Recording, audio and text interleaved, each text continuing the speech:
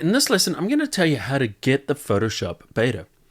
So the first thing you have to do, if you haven't already done it, is download the Creative Cloud app.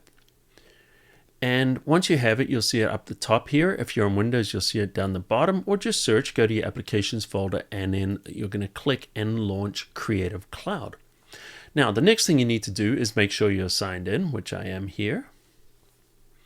Then what you want to do is you want to make sure you've got the latest updates. So you'll see under updates, you'll see check for updates. So when you click there, it's going to ping the server and it's going to look for the very latest updates. And then also just load in the latest version of everything. As you can see here, I've got an update here. But where you're going to find the beta is you're going to go down on the left-hand side and you're going to see beta apps. And then under beta apps, you'll see, I've got all these ones available. And one of them will be Photoshop. If you've never installed it before, just click install.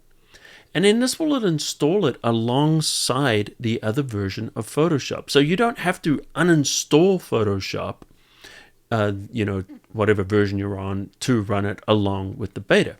So you can download the beta and, and then if there's an update, you just click update available, click there, and then I'll click update. And then once you've done that, make sure you're running the Photoshop beta. So that means when you push in Photoshop, and you're searching, you'll see, there's the beta app. There's the 2023, which is the current version I'm running. And so you can run that, or you can run the beta. Now, if you're running the 2023, you won't see the toolbar. So even when you've installed the beta, make sure that's the one you launch, and you'll see beta up the top here. All right, so once you've done that, and you have to have a valid Creative Cloud account. If you don't have a Creative Cloud account, you can't access the beta, essentially. All right, so then the other thing that could happen is you're updated and you've got it running and everything like that, and then your generate bar is grayed out. Let me just create a new document here just quickly. Just create something.